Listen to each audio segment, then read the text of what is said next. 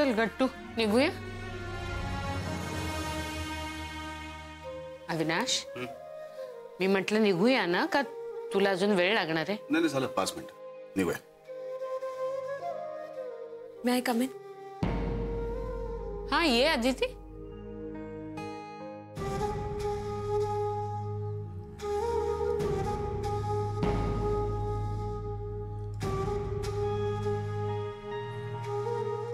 तुम्ही अजून गेला नाही? नाही सर, थोडं बोलायचं होतं मला. बोला.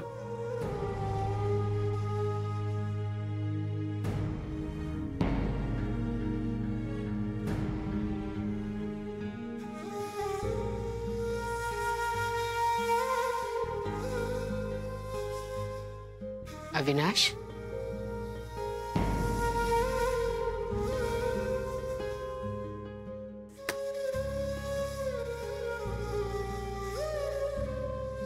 बोला. सर राहू द्या, तुम्ही जर कामात असाल तर आपण. नाही बोला ना.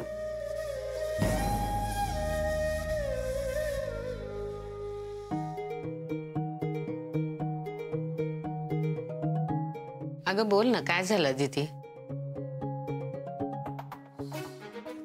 आऊ, तुम्ही सरांना सगळं सांगितलंय का?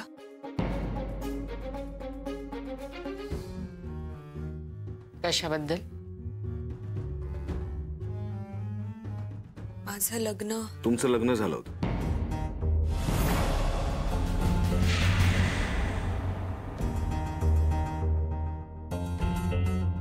जावळकर किती घाबरलात तुम्ही? नाही मला मान्य आहे मी नियमांच्या बाबतीत थोडासा स्ट्रिक्ट आहे, पण तुमच्या चेहऱ्याकडे बघून असं वाटतंय की मी एवढा स्ट्रिक्ट आहे. नाही सर, तसं नाहीये. बघा मला जे कळायला हवं होतं ते मला अवनी सगळं सांगितलं.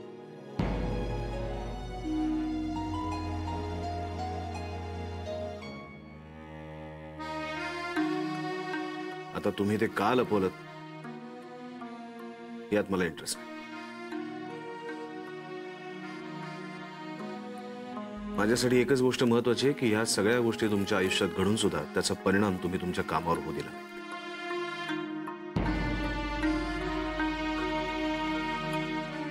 आपल्या ऑफिसचे नियम तुम्हाला माहिती होते. या बाबतीत माझा आणि आऊचा तुमच्यावर पूर्ण विश्वास आहे. सर तुम्ही. माझा तुमच्या प्रामाणिकपणावर विश्वास आहे जावळकर. मला असं वाटतं की आता हा विषय आपण इथे थांबूया.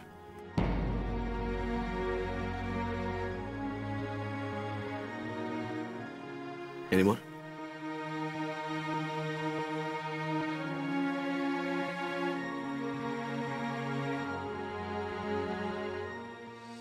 हो सर, थँक्यू. येते.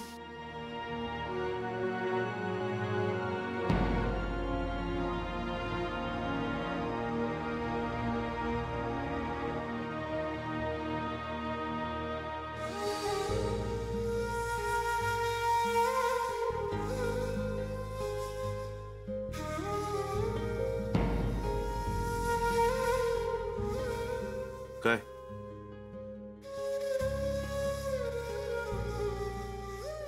मी जेव्हा तुला हे सांगितलं तेव्हा तू काहीच बोलला नव्हतास गट्टू. मला असं वाटतं अहो मी जे नियमात बसते तेच केलंय, वेगळं काहीच केलं नाही. मला संसारात मुलाबाळांमध्ये रमणारी माणसं आपल्या ऑफिसमध्ये नको. तसं आपल्या ऑफिसमध्ये अरविंदचंही लग्न झालंय, तिलोत्तमाचंही झालंय. मग मिस दाभोळकर का नाही? त्या माणूस म्हणून खूप चांगले आहेत, त्यांचं काम खूप चांगलं आहे. आता त्यांच्या बाबतीत जे काही घडलं तसं घडायला नको होतं, पण त्याला कोणाचाच काही इलाज नसतो. आयुष्य हे एका जागी थांबून कधीच चालत नाही, ते कायम पुढेच जावं लागतं. आणि त्यासाठी आपण मिस दाभोळकरांना मदत केली पाहिजे.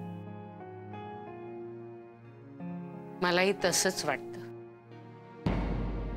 हा तसंच वाटतं. म्हणजे अदितीने आयुष्यात सेटल व्हायला पाहिजे. ऑफकोर्स मला तेच म्हणायचं की अशी एखादी घटना आपल्या आयुष्यात घडत असते, पण त्यांनी आपण एका जागी थांबून चालत नाही. आयुष्याकडे पुन्हा एकदा नवीन दृष्टीने बघणं फार आवश्यक असतं.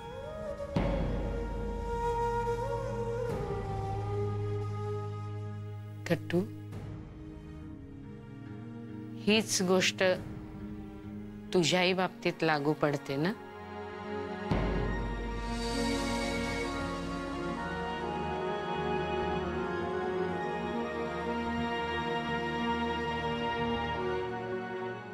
चल मी एक फोन करतो आणि आपण निघूया.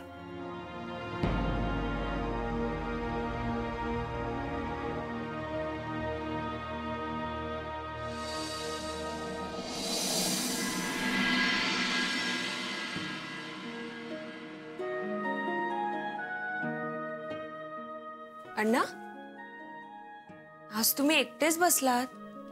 हो, तुमचीच वाट बघत होतो. आणि काकू आणि काका ते आहेत, घरातच आहेत.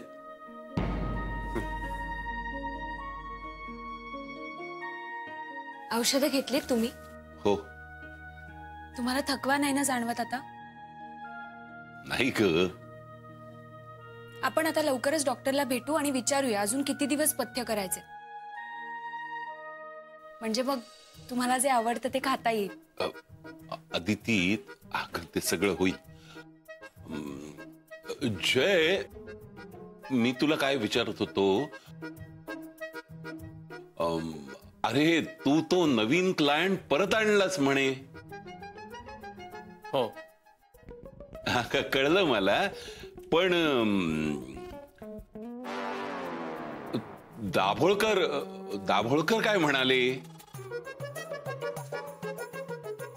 अण्णा काही नाही. अहो, मी मीटिंग केल्यानंतर अहोंनी मला केबिन मध्ये बोलवलं आणि दाभोळकरांसमोर अहोंनी माझं कौतुक केलं. हा, अरे पण दाभोळकर त्यांचं काय? दाभोळकरांचं त्यांचं काय? काही नाही. त्यांनी माझं अभिनंदन केलं. म्हणजे त्यांना करावंच लागलं, कारण आऊ होत्या ना समोर.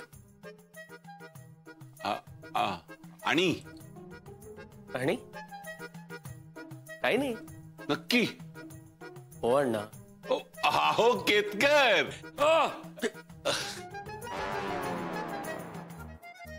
अहो तुम्ही उगाच टेन्शन घेतलं. दाभोळकरांनी अभिनंदन केलं जयचं. काका, मी काय विचारलं नव्हतं. मला कसलंही टेन्शन आलं नव्हतं. अहो पण काय हो अण्णा, कुणाला काय सांग.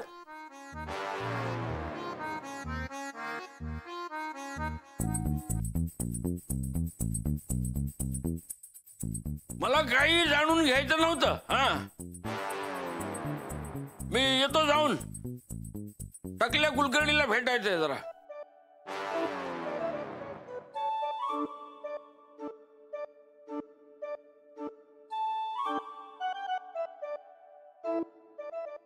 छान. म्हणजे शेवटी अण्णांची मदत घेऊन दाभोळकर काय म्हणाले हे ह्यांनी जाणून घेतलंच. वा अण्णा, छान मैत्री झाली. हा,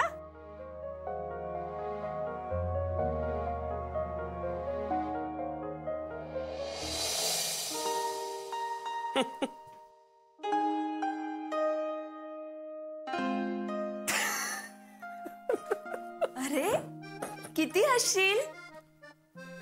सॉरी. जय, नाही कंट्रोल होते. ग काकांनी जे काही केलं ना ते सारखं असं डोळ्यासमोर दिसतंय. तरी मला डाऊट आलाच. अण्णा एवढं खोदून खोदून विचारतायत, म्हटलं नक्की काहीतरी प्रॉब्लेम आहे.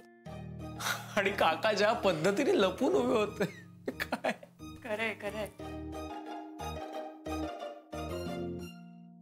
काकांनी हे का केलं हे माहितीये तुला? हो, आपली काळजी. इथे काकांना आपली काळजी आणि ऑफिसमध्ये अविनाश सर आणि आऊंना. अविनाश सरांना सगळं माहित होतं, पण त्यांनी बोलणं टाळलं. इतकं टेन्शन आलं होतं ना मला. पण त्यांना सगळं माहित आहे हे त्यांनी मला जाणवूच दिलं नाही रे. सरांनी जो विश्वास टाकलाय ना त्याचं जास्त दडपण येतंय. ते म्हणाले तुम्ही नियमांचं उल्लंघन करणार नाही याचा विश्वास वाटतो मला. जे खूप गिल्टी वाटतंय. अदिती, एकदा सगळं ठीक झालं ना की मग बघ, त्यांनी ठेवलेल्या या विश्वासानेच आपण सगळं सत्य सांगू त्यांना. जय, अण्णा, अरे थोडं बोलायचं होतं तुमच्याशी. वेळ आहे का रे तुम्हाला? अण्णा असं का बोलताय? एकतर ऑफिसमुळे आम्ही तुम्हाला वेळ देऊ शकत नाही. निदान घरी आहोत, तो जर वेळ तुमच्या बरोबर घालवायला मिळाला तर आम्हालाही आवडेल. बोला ना. अरे सदाचा फोन आला होता. आपल्या चाळीच्या जागी बिल्डिंग होते, चांगले फ्लॅट आहेत.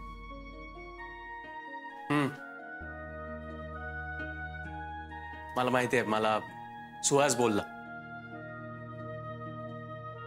चांगलं आहे, मग सगळे चाळकरी आता फ्लॅट मध्ये जाणार. आपण खोली विकली नसती तर आपल्यालाही फ्लॅट मिळाला असता.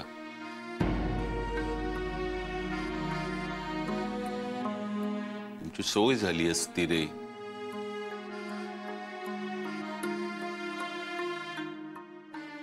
त्यावेळी खोली विकू नये म्हणून तू खूप धडपड करत होतास.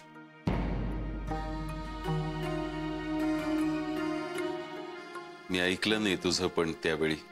अण्णा, तुमचा आता विश्वास आहे ना माझ्यावर? हो, मग काळजी करू नका. आपणही लवकरच आपल्या स्वतःच्या घरात राहायला जाऊ.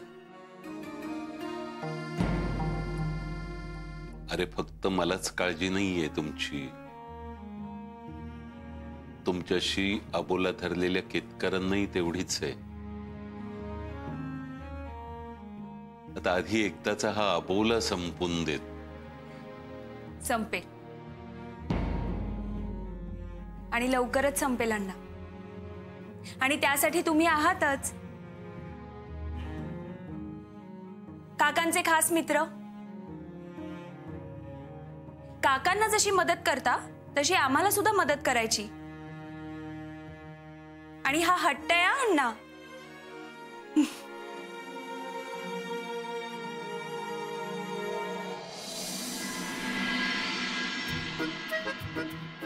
पायवर घ्या. तुला काय आता पावलं झाडायची आहेत काय? तू काय म्हणजे म्हणजे लुडबुड करते? घे. सारखं बोलून बोलून मला झाडू नका. शकू, हे डबे इथे ठेवलेत. त्या दोघांना न विसरता घ्यायला सांग. हा? विसरतील कशानं? त्यांनी लक्षात ठेवायला हवं. भूक लागते की नाही? अहो हो, पण कामाच्या गडबडीत असतात ते, त्यामुळे विसरतात. मला पण ना बऱ्याच गोष्टी लक्षात राहत नाही बघ. तिला आणि घाई, काम विसरतेस तू. मला बोलायचं नाही. काकू, ह्यांना सांगून ठेवा. ए बाई, ते तुमचं तुम्ही बघून घ्या. हा काय ते, मला त्यात ओढू नको उगीच. काकू, आम्ही येतो. हो, बरं झालं आलात. ते डबे घ्या बरं आधी. हो. जय दादा, ते दाभोळकर साहेब नक्की काय म्हणले हे काल तुम्ही सांगितलं नाही.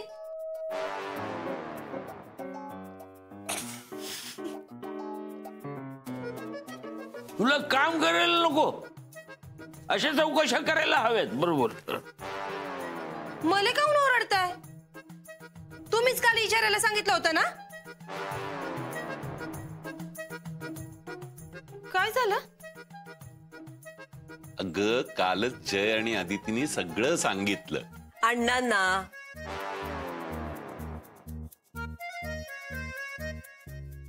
हा पण अण्णांना नाही, काकांना विचारायचं होतं ना. मला काही विचारायचं नव्हतं. हा. अच्छा, म्हणजे जसं मला विचारायला सांगितलं होतं तसं अण्णांना पण विचारायला सांगितलं होतं होय. आता काही न बोलता काम कर, नाही तर जेवढे शब्द तोंडातून बाहेर पडतील ना तेवढा पगार कट होईल. हा. शकू, तू कामाला लाग बरं. उगीच शब्दानी शब्द वाढतो ग. चालेल.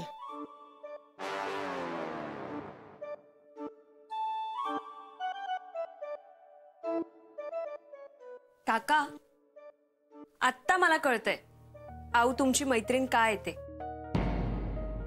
का ग? काकू, माझी मम्मा मला नेहमी म्हणायची, एखाद्या व्यक्तीच्या स्वभावाबद्दल जर का जाणून घ्यायचं असेल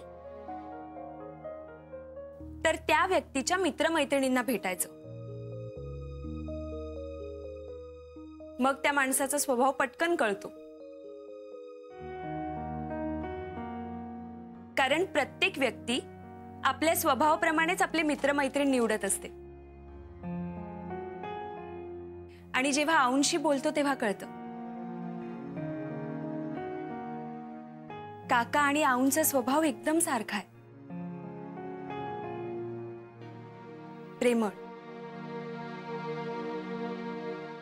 सगळ्यांसाठी सगळं करायचं,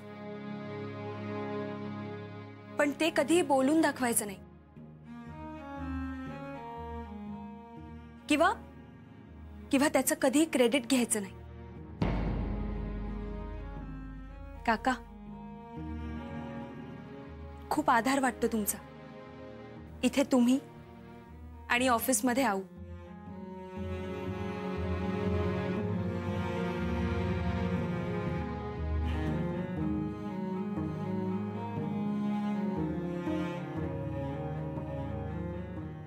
काका, थँक्स.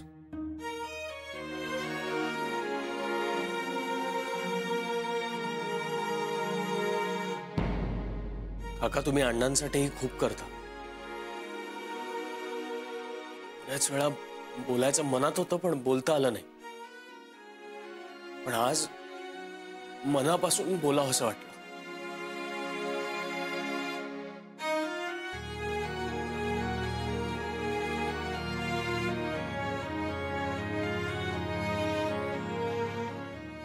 जय आदिती, तुम्ही निघा. तुम्हाला ऑफिसला जायला उशीर होईल. येतो अण्णा.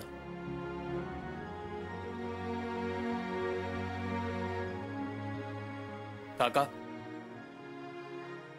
येतो.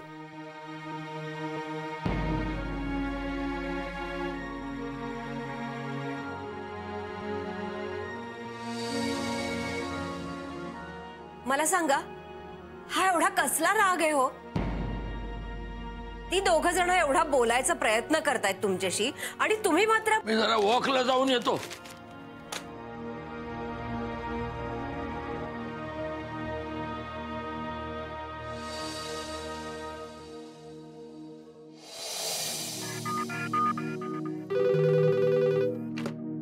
नमस्कार देव. अरे हा, बोला अरविंद. का? अगं बाई, काय झालं? अरे बापरे. अच्छा, बरं बरं बरं. तब्येत बरी आहे ना? हा हा, हो हो हो हो हो हो, मी कळवते. हा, या सावकाश या अगदी. हो हो, अच्छा. हा, ठेवते. काय ग? काय म्हणाले कदम? त्यांना यायला उशीर होणार आहे ते सांगायचंय. म्हणजे नवरे फोन उचलत नाहीत ना, त्यांना कळवायला हवं. हा, काही काम आहे का त्यांचं? नाही, काम नाही. लेकानं पराक्रम करून ठेवलाय. पडला सायकलवरनं. बापरे. ओ गॉड. नाही म्हणजे फार लागलेलं नाहीये. जास्त नाही, तेच त्याला डॉक्टरकडे न्यायचंय ना. ते काल घरी गेले ना तेव्हा त्यांना कळलं, पण मग आज डॉक्टरकडे जायला हवं. ते उशीर येत आहेत ते कळवायचं. काय एक एक करत असतात ना. उपद्व्याप, दुसरं काय. Good morning. Good morning. Good morning.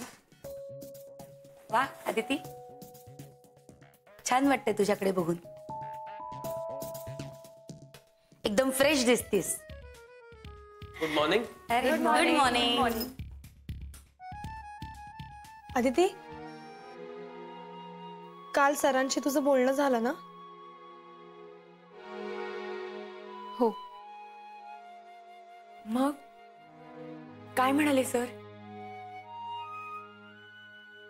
आऊंनी आधीच त्यांना ह्या सगळ्याची कल्पना दिली होती आणि सर म्हणाले त्यांना कोणाच्याही पर्सनल गोष्टीत काहीही इंटरेस्ट नाही.